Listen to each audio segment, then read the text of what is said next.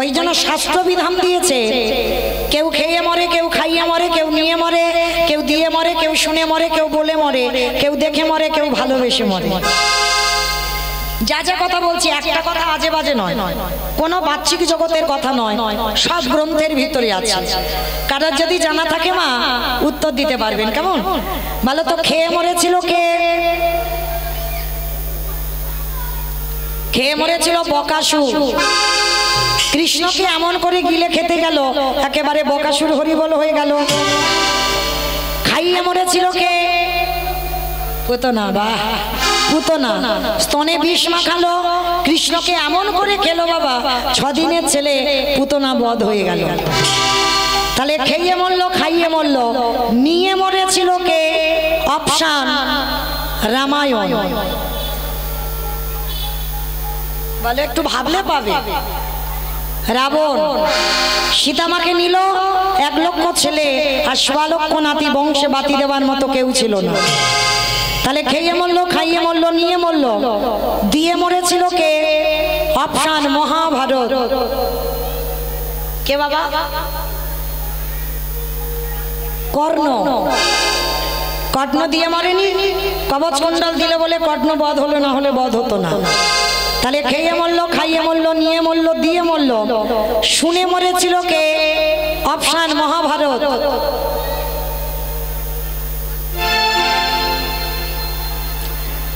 অশ্বত্থামা হতমানি ইহা আমি শস্ত্র জানি, ইতি গজ পড়ে গেল না, ইতি গজ পড়ে গেল। পার্শ্বগুরু দ্রোণাচার্য, ওই দ্রোণাচার্য পুত্রের মৃত্যু সংবাদ শুনে মৃত্যু হয়ে গেল। তাহলে খেয়ে মরলো, খাইয়ে মরলো, নিয়ে মরলো, দিয়ে মরলো, শুনে মরলো, বলে মরেছিল কে? দক্ষ রাজার 7টা মেয়ে ছিল, আর 7টা মেয়ের মধ্যে বাবা একটা ছিল মা সতী। দক্ষ যজ্ঞ হয়েছিল, বাবা শিবকে বলে। তখন সতী বলেছিল, বাবা তুমি আমার পাগল স্বামীকে কেন বললে না? বলে বলা যাবে না, ওকে বললে ভূত পেতনি নিয়ে আসবে, আর আনলে আমার যজ্ঞটা লণ্ডভণ্ড হয়ে যাবে, তো স্বামীকে বলা যাবে না। তখন সতী বলেছিল, পিতা প্রতিনিন্দা যখন শুনলাম, এই মুহূর্তে এই যজ্ঞ অগ্নিতে আমি আমার দেহ ত্যাগ করবই, বলেই সতী দেহ ত্যাগ। তাহলে খেয়ে মরলো, খাইয়ে মরলো, নিয়ে মরলো, দিয়ে মরলো, শুনে মরলো, বলে মরলো। দেখে মরেছিল কে? দেখে মরেছিল হিরণ্যকশিপু। দেখেন বাবা, দেখে মরেনি। প্রহ্লাদকে বলেছিল, প্রহ্লাদ তোর হরি কোথায় থাকে? বলে কেন? যেদিকে তাকাবো সেদিকে আমার হরিময় জগৎ। এই ফটিক স্তম্ভে তোর হরি আছে? আছে। ফটিক স্তম্ভ থেকে বাইর হলো, দেহটা মানুষ, মুখটা পশু। কোন ঠাকুর? নরসিংহ। আর ওই রূপটা যখনই ধরলো, মূর্খ হিরণ্যকশিপুর বলেছিল, পারবে না, কখনো তুমি আমায় মারতে পারবে না। বলে কেন? বলে ব্রহ্মা আমাকে অমরত্ব বর দিয়েছে। ভগবান হেসে উঠেছে, বলে বাবা বাবা বাবা, ব্রহ্মা নিজে অমর নয়, আর তোমারে অমর দিয়েছে। বলে না, অমরত্বর মতো। বলে অমরত্বর মতো মানে? বলে শোনো, আমাকে তো নারীতে মারতে পারবে না, পুরুষে মারতে পারবে না, পশুতে মারতে পারবে না। তা ভগবান বলছে, মূর্খ, ওই জন্য তোর জন্য তো আমার এই রূপটা ধরা। আমি নারী নয়, পুরুষ নয়, পশুও নয়, এই নৃসিংহ রূপ ধরলাম তোকে মারবার জন্য। হিরণ্যকশিপুর হেসে উঠেছে খিলখিল করে। শোনো নারায়ণ, তবু তুমি মারতে পারবে না। বলে কেন? বলে আমি জলে মরবো না, স্থলে মরবো না, অন্তরিক্ষে মরবো না। বলে আমি মারবো তো আমার জানু দেশে। যেই না বলেছে জানু দেশে মারবো, তা তবুই হেসে বলে উঠলো, তবু মারতে পারবে না। কেন? আমি ঘরে মরবো না, ঘরের বাইরে মরবো না। ভগবান বলে ঘরেও মারবো না, ঘরের বাইরে মারবো না। তাহলে মারবে কোথায়? বলে তোর ঘরের চৌকাঠের উপরে দাঁড়িয়ে। বলে তবু মারতে পারবে না। বলে তবু মারতে পারবে না। বলে কেন? বলে শোনো, আমি তো দিনে মরবো না, রাতে মরবো না।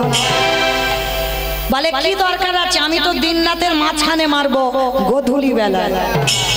হিরণ্যকশিপু হিরণ্যকশিপুর হেসে বলল, তবু মারতে পারবে না। বলে কেন? বলে আমি তো মাসে মরবো না, আমি বারে মরবো না। যেই না এই কথাটা বলেছে, ভগবান একটু চিন্তায় পড়ে গেছে। মাসে মরবো না, বারে মরবো না। আমা বলো তো, যারা যারা কীর্তন শুনছো, কোন মাসকে মাস বলে না, কোন বারকে বার বলে না? বাহ, মানে আমার কীর্তন শোনে। অন্য কারো শোনে কিনা জানি না, আমার কীর্তন শোনে, ওই জন্য এত তাড়াতাড়ি বলতে পারলো। তাহলে যেটাকে বলে বাবা পুরুষোত্তম মাস, মল মাস, এই মল মাস সৃষ্টি করেছিল হিরণ্যকশিপুরকে মারবার জন্য। মহাজনগতস্য পন্থা, মহাজনেরা বলেছেন মল মাসের কোনো মাসটাকে মাস ধরবে না, মল মাসের যে কটা বার ওই বারকে বার ধরবে না। ওই জন্য ওই মূর্খ হিরণ্যকশিপুরকে মেরেছিল মল মাসে। আর ওই রূপটা দেখে হিরণ্যকশিপুর বধ হলো। তাহলে খেয়ে মরলো, খাইয়ে মরলো, নিয়ে মরলো, দিয়ে মরলো, শুনে মরলো, বলে মরলো, দেখে মরলো। আর একটা বাকি আছে, ভালোবেসে মরেছিল কে? আমি বলবো, বলো। ঋতুপর্ণা। দেখেছো? বেশ, কারণ ঋতুপর্ণা এখন মরেনি, আর ওটা তো শাস্ত্রের বাইরে চলে গেল। ভালোবেসে মরেছিল রাজা দশরথ। কাকে ভালোবেসেছিল? রামকে, বউকে। কত নম্বর বউ? বাহ, কারণ দশরথের তো নম্বর বলতে হবে, 750 বউ। তাহলে 750 বউয়ের মধ্যে 3টে ছিল প্রধানা, তাই তো? মা কৌশল্যা, কৈকেয়ী, মা সুমিত্রা। আর সব থেকে এত বউয়ের মধ্যে একটা বউকে বেশি ভালোবেসেছিল, যেটা ভরত জননী কৈকেয়ী মা। আর সেই কৈকেয়ী মা কায়দা করে এত ভালোবাসা দিল দশরথ, কায়দা করে দুটো বর চেয়ে নিল। প্রথমবারই ভরত রাজা হবে, দ্বিতীয়বারে রাম যাবে 14 বছর বনবাস। যখন রাম বনে চলে গেল, দশরথ কেঁদে কেঁদে অন্ধ হয়ে গেল। আর যখন অন্ধ হয়ে দশরথ বিছানা সজ্জা, বিছানায় পড়ে দশরথ একটা শিক্ষা দিয়ে গেছে। কি শিক্ষা জানো? ওরে কলির জ্ঞানন্ধজি, তোরা যেন আমার মতো কেউ বউকে ভালোবাসিস না। ভালোবাস, খবরদার বউ যেন মাথায় চড়ে না বসে। আর যাদের যাদের বউ চড়ে বসবে, দশরথের কথা মনে রেখো, ওগো তাদের দশা আমার মতো হবে। আমি এই করে গেলাম, তাদের দশা আমার মতো হবে। আস্তে আমা, আমি লীলাতে কোথায় ছিলাম? যমুনার ঘাটে। বেশ, আমি গন্ডগোল করে ফেলছি। তাহলে যমুনার ঘাটে ছিল, আর যেই না যমুনার ঘাটে বাবা গিয়ে ডাকলো, ছেলেটার মরা হলো না। ছেলেটা উঠে এসে বলছে, বাবা আমি জোগাড় করেছিলাম, এই যমুনা নদী আমার কাছ থেকে সব খেয়ে নিয়েছে। কি বললি? যা জোগাড় করেছিস সব খেয়ে নিয়েছে? হ্যাঁ বাবা, কিছু উদ্ধার করতে পারিনি। বাবা তবে চিন্তা করো না, ওই দূরে দেখা যাচ্ছে একটা মুদির দোকান, আর ওই মুদির দোকানে গিয়ে আমি কিছু জিনিস চুরি করে আনব। চুরি, চুরি করা মানে তো মহাপাপ। কি বললে? অমাইরা, চুরি করা সত্যি পাপ? সব চুরিতে নয়। অতিথি মানে নারায়ণ, নারায়ণের জন্য যদি চুরি করো, ভগবানের জন্য যদি চুরি করো, সে চুরিতে পাপ হয় না। তো আজকে যেই না বাবা, বাবা ছেলে দুজনে মিলে ভোরের বেলা ওই মুদি দোকানে চুরি করতে গেল। মায়েরা, আর আমার বেশিক্ষণ সময় নেই, যতক্ষণ আছি একটু কৃপা করে মন দিয়ে শুনবেন। বাবা ছেলে দুজনে মিলে দোকান চুরি করতে গেল। পিছনে গোল করে গর্ত করে দোকানের ভিতরে প্রবেশ করলো। চাল, ডাল, আলু, সবজি যা যা দরকার পুটলিতে করে বেঁধে নিয়েছে। বাইরে এসে বলছে, বাবা বাবা তুমি তো কত চিন্তা করছিলে কি করে সেবা দেবে, কি করে সেবা দেবে, দেখলে তো আমি কেমন ব্যবস্থা করে দিলাম, চলো চলো চলো তাড়াতাড়ি গিয়ে রান্নাটা বসাও। বাবা বলছে, আরে খোকা, সেই যখন আমরা বাপ বেটা চোর হলাম, অতিথি সেবার পরে একটু মুখশুদ্ধি দিতে হয়। কি মা আপনারা জানেন তো? খেয়াল রাখবেন এইগুলো। পরিপূর্ণ সেবার ফল পেতে গেলে তোমাকে সেবার পরে মুখশুদ্ধি দিতে হবে। পান, জোয়ান, পান মশলা, এলাচ, লবঙ্গ, মৌরি, আর ভগবানের প্রিয় মুখশুদ্ধি হলো হরিতুকি। আজকে সন্দীপনী মনি বলছে, জানা বাবা, সেই আমরা বাব্বাটা যখন চোর হলাম, যা আর একবার তুই দোকানে গিয়ে একটা হরিতুকি নিয়ে আয়। কেন বাবা বলবে, আর কেন ছেলেটা আবার দোকানে যাবে? যেই না দোকানে প্রবেশ করলো, ভগবান মনে মনে চিন্তা করলো, বটু প্রথম পরীক্ষাটা লোকের কাছে তোর মার খাইয়েছি, আমি তোর হয়ে ভিক্ষা করে নিয়ে এসেছি। আমার মনে পড়ছে দ্বিতীয়বারে কচ্ছ হয়ে চাল ডালটাকে খেয়ে নিয়েছি। এইবার 3 নম্বরের পরীক্ষা, আর এই পরীক্ষায় যদি উত্তীর্ণ হোস তবেই জানবো তুই চিরকালের জয়ী।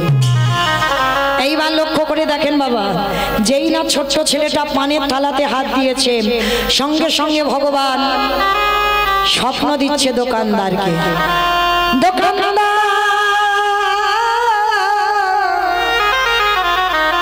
তুমি এমন করে কাল নিদ্রায় ঘুমায়ো না, তুমি জেগে দেখো তোমার মুদি দোকানে কেমন চুরি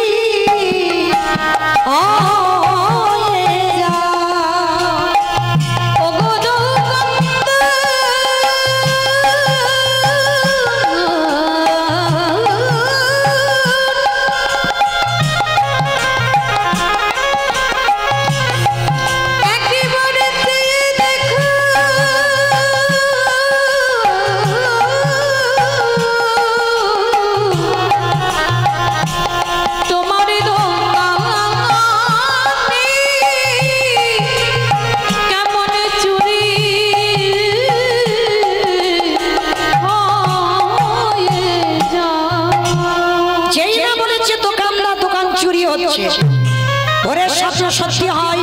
আর ছোট্ট বাচ্চাটা ওই হরিতুকিটা নিয়ে যেতে যাবে, আর পাটা লেগে পানের থালাটা উল্টে পড়েছে। দোকানের ভিতরে বাবা একটা ঝনাত করে আওয়াজ হয়েছে, এই মনে হচ্ছে আমার দোকান চুরি হচ্ছে। আরে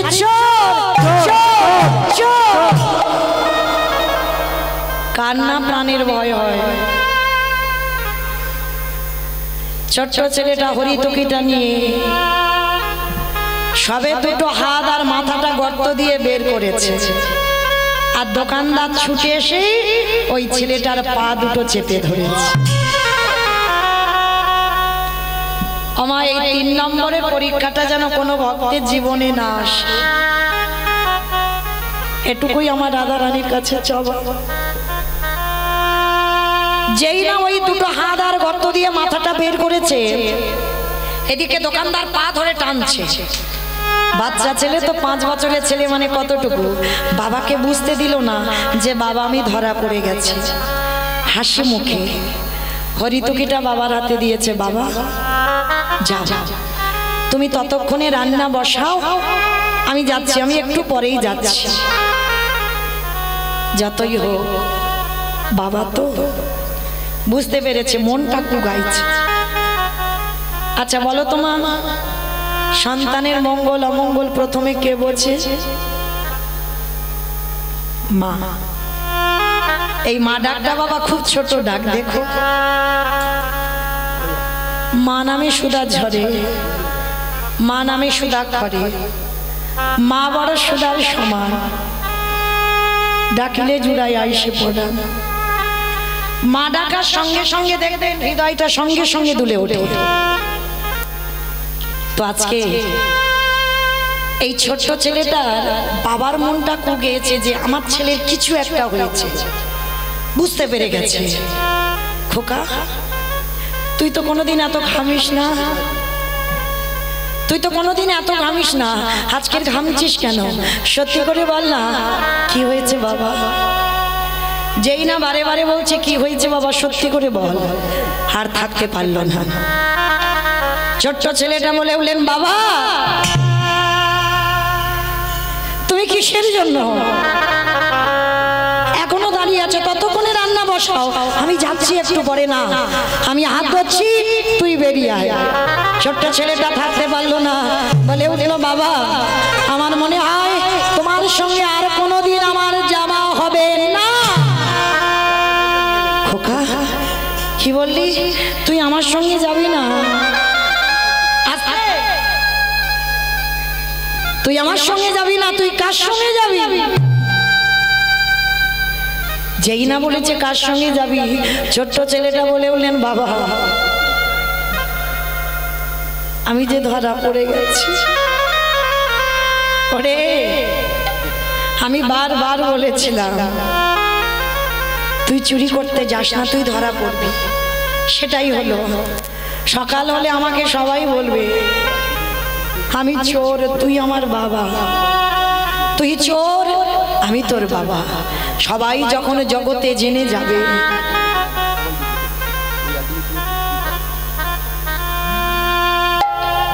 জগতে সবাই যখন জেনে যাবে, এর থেকে যদি আমার মৃত্যু হয়ে যেত, আমার এতটুকু দুঃখ কষ্ট হতো। খোকা আমি আর বাঁচতে চাই না, আমি চোরের বাবা হব না। বাবা কাল সকালে যাতে কেউ বুঝতে না পারে আমি চোর, তুমি আমার বাবা, তার বিনিময়ে একটা কাজ করো। বল বাবা কি করতে হবে? শোনো বাবা, যাতে কেউ না জানতে পারে, ওই যেটা দিয়ে আমরা গর্ত করেছিলাম, ওই অস্ত্রটা দিয়ে তুমি আমার মস্তকটাকে ছেদন করে নিয়ে পালিয়ে যাও।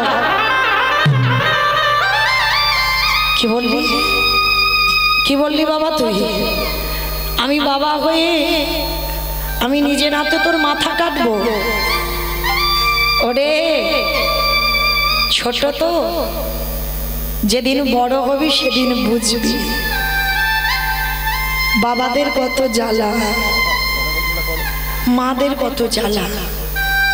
আজকে তুই কিছু বুঝতে পারবি না, আর এই পৃথিবীতে কোনো বাবা মা পারবে না নিজ পুত্রকে বলি দিতে। কি মায়েরা কেউ পারে না? পারে গো পারে। মহাভারতে দাতাকর্ণ করেনি মা পদ্মাবতী? একাদশী করে ভগবান দ্বাদশীতে গিয়েছিল পদ্মা মার ঘরে। পদ্মা পদ্মা আজকের আমি তোমার বাড়ি একটু মাংস খেতে চাই। সে কি, আপনি দ্বাদশী মাংস খাবেন? কে গো মা, যেটা আমরা জানি আর সেটা ভগবান জানে না। দশমীতে নিরামিষ, একাদশী পালন, তারপরে দ্বাদশীতে নিরামিষ। এটা গ্রন্থ বিধান দিয়েছে। আর এক বৈষ্ণব এসে বলছে দ্বাদশীতে মাংস খাও। ঠিক আছে বাবা, আপনার যদি মন চায় আপনি খান। তবে শোনো পদ্মা, শুনলাম তোমার স্বামী নাকি বড় দাতা, ওই জন্য তো আমি এসেছি।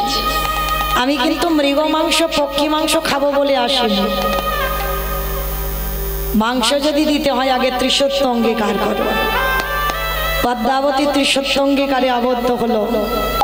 শোনো মা পদ্মা, মাংস যদি করে দিতে হয়, তোমার একমাত্র নয়নের মণি, তোমার একমাত্র বুকের ধন, তোমার একমাত্র মা বলা সম্পদ, তার মাথাটা হাড়ি কাটে রাখো।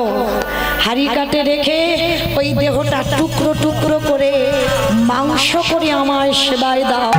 না, চুপ করো, চুপ করো বৈষ্ণব, ও কথা বলো না। আমি ওর মা, আমি মা হয়ে নিজ পুত্রকে বলি দেব কি করে? পদ্মা, তুমি তো ত্রিসত্য অঙ্গীকারে আবদ্ধ। তুমি যদি সতী নারী হও, স্বামীর ধর্মের কাজে তোমাকে সাহায্য করতে হবে। দাও তোমার ছেলেকে বলি দিয়ে মাংস করে দাও। বদ্দামা বলল বেশ। ছুটে গেল বিষকেতুর কাছে। এই বিষকেতু না ছোটবেলা থেকে কৃষ্ণ ভক্ত। তার একটা খেলা জানো মা, হরি নামের খেলা। আমরা তো পারলাম না গো ছেলে তৈরি করতে, কিন্তু ছোট্ট ছেলেটা হরি নামের খেলা খেলে প্রতিদিন।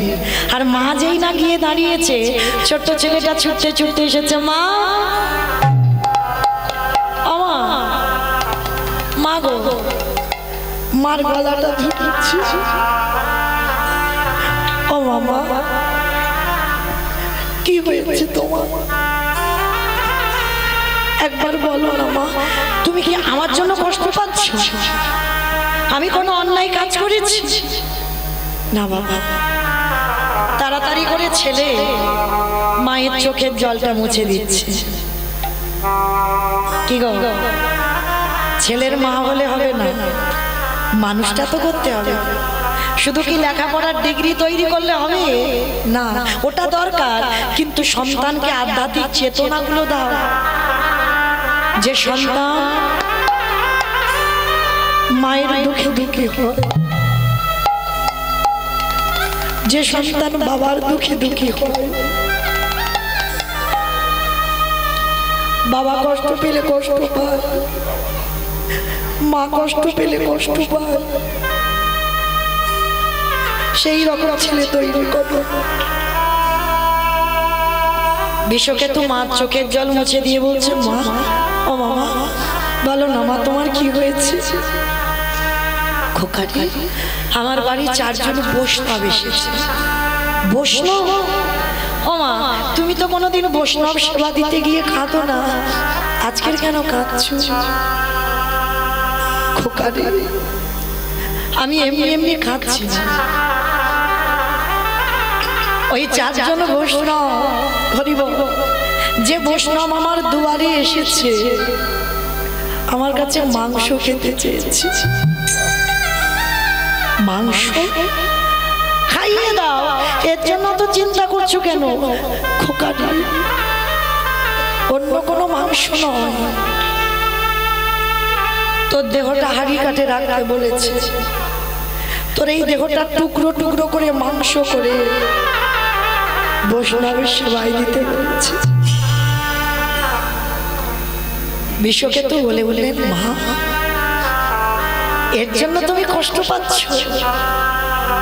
না মা না, আজকে তো আমার বড় সৌভাগ্য, আমার দেহটা আজকের বৈষ্ণব সেবায় যাবে।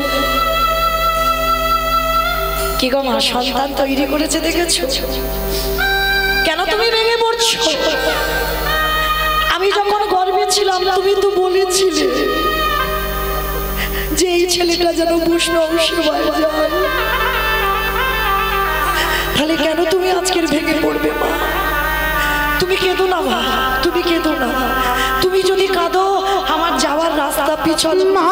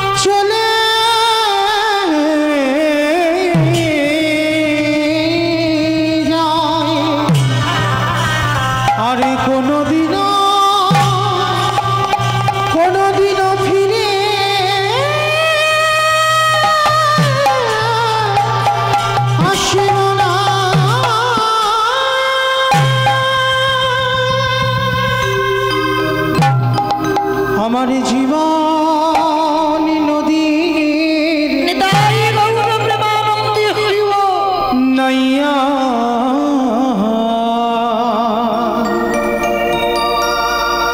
আমারে ভাবির খেলা সঙ্গ হলে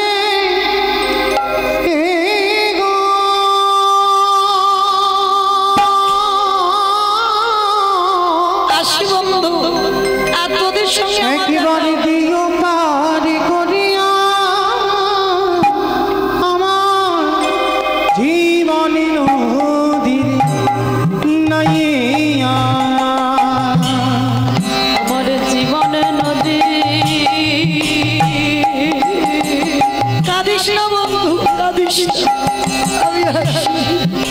নাইয়া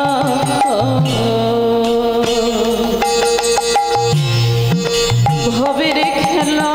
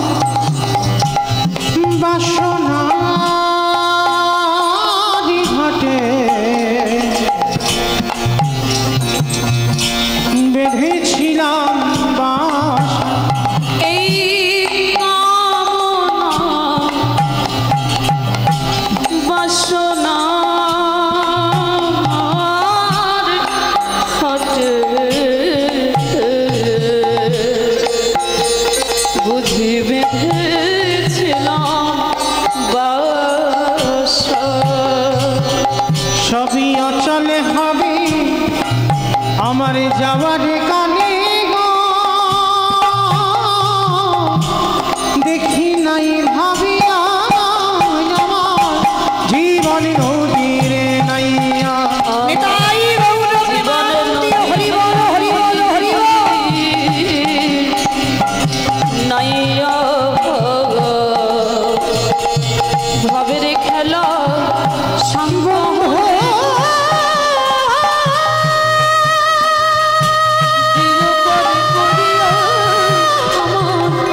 জীবনের হরি বন্ধু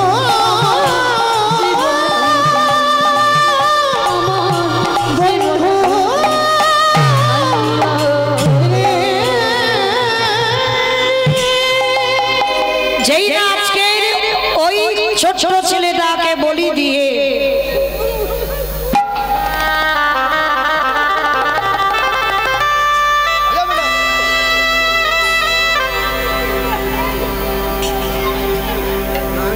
নিতাই গৌর প্রেমানন্দে হরি বল হরি বল হরি বল। যেই না আজকের বাবা ওই বিষকেতুকে বলি দিয়ে টুকরো টুকরো করে মাংস করে বৈষ্ণবের সেবায় দিল, কিন্তু পরক্ষণে ওই ছেলে আবার খেলার মাঠ থেকে ছুটে আসছে। আজকে লীলাতে হতেও তো পারে, ছোট্ট 5 বছরের বটু বলছে বাবা হতেও তো পারে সেদিন মহাভারতে পদ্মামা বুঝতে পারেনি, আজকের হয়তো তুমি বুঝতে পারছো না। যে 4 জন তোমার বাড়ি আছে সেই হচ্ছে তোমার আরাধ্য দেবতা।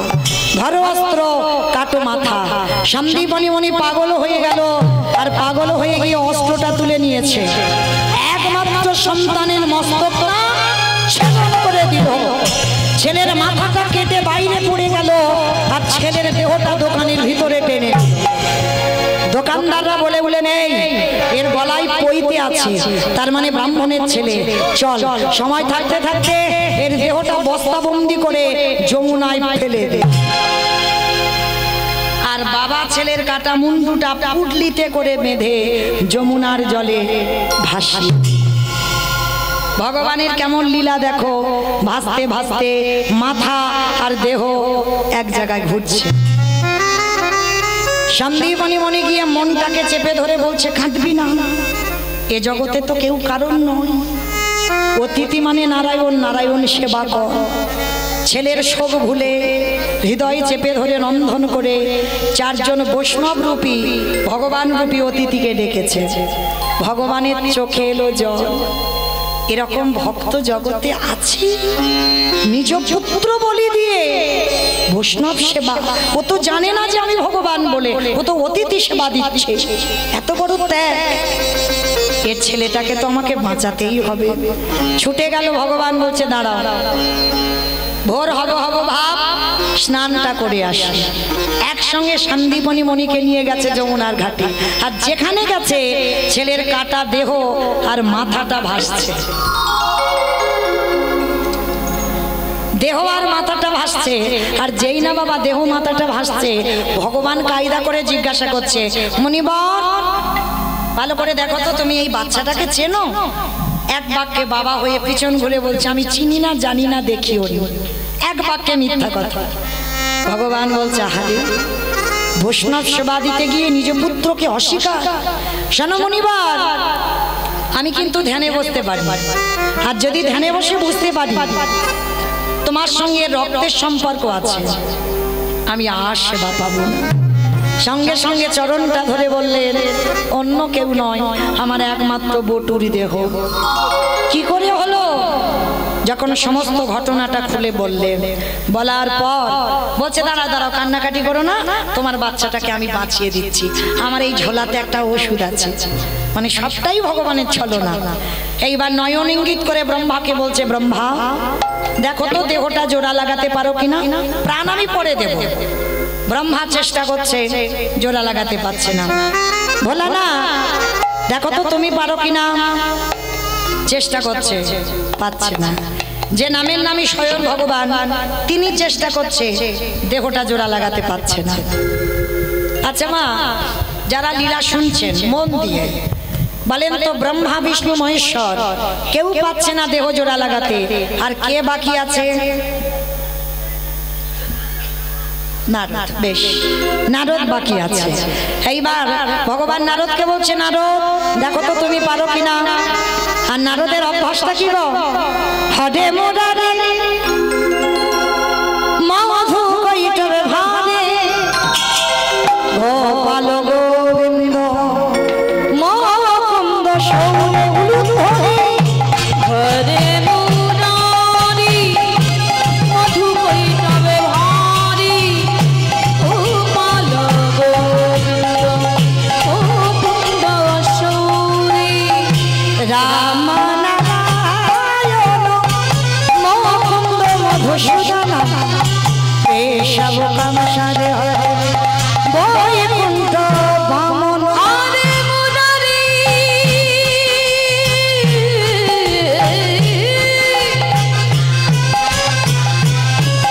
হরে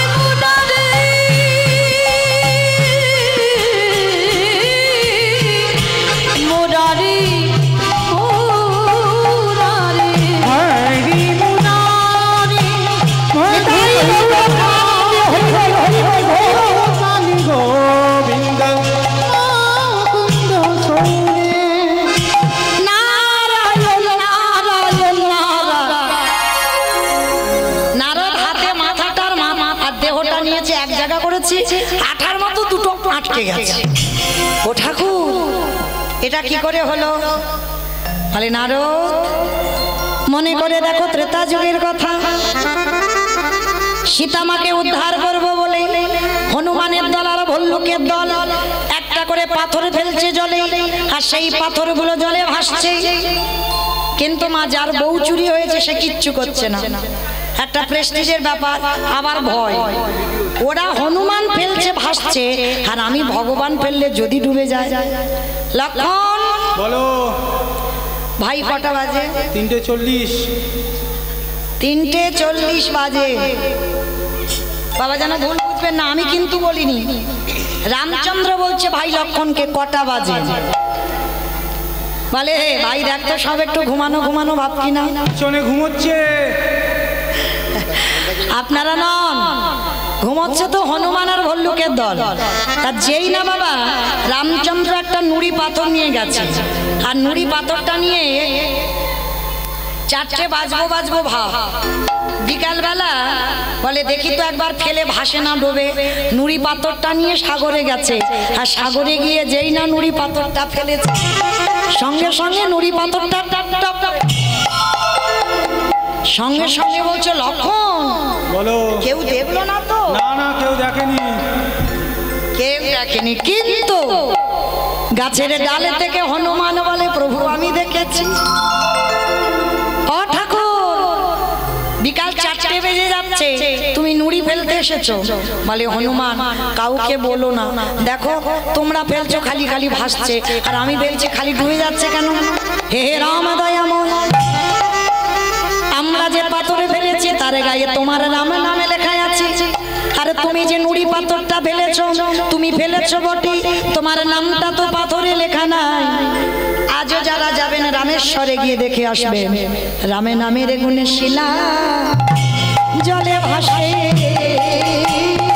বলি শোনা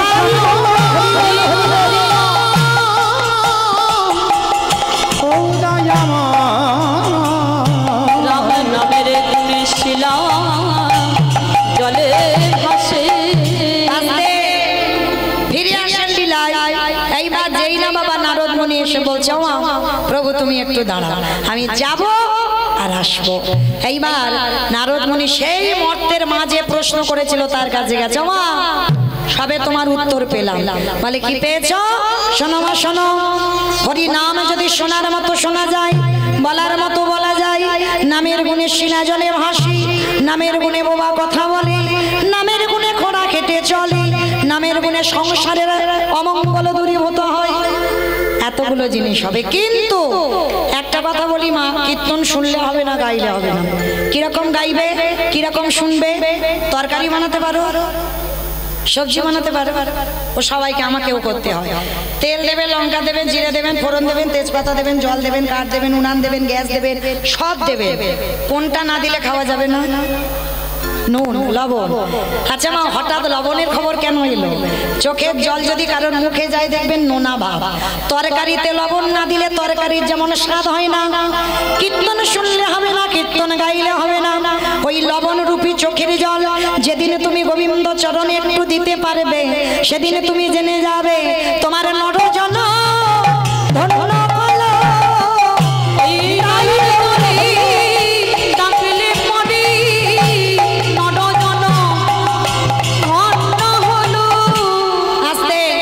শান্তিপনি মুনির ঘরে সেবা হলো, মরা ছেলে বেঁচে গেল।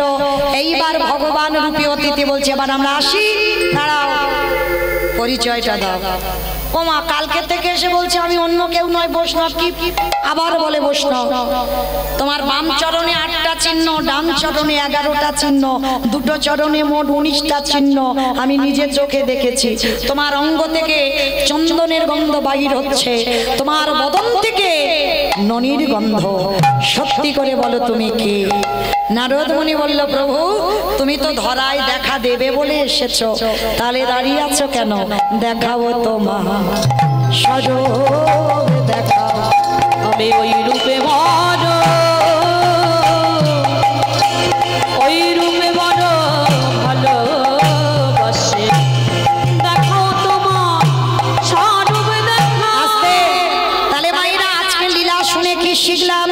প্রকৃত যদি ভগবানকে মনে প্রাণে ডাকা যায়, নামের গুণে শিলা ভাসবে জলে, বোবা কথা বলবে, ঘোড়া হেঁটে চলবে, সংসারের অমঙ্গল দূরীভূত হবে। ভগবান নামলো ধরায়, যুগল মাধুর্য দর্শন করল। স্বামীর বামে, স্বামীর বামে, আমার দেখি যাওয়ার সময় হাত দুটো তোলো সবাই একসঙ্গে, তালে তালে করো তালে। স্বামীর বামে দাঁড়াইল নবীন কিশোরী গো, স্বামীর বামে দাঁড়াইল নবীন কিশোরী, স্বামীর বামে দাঁড়াইল নবীন কিশোরী গো, ও স্বামীর বামে দাঁড়াইল নবীন কিশোরী, ললিতা বিশাখায়াদি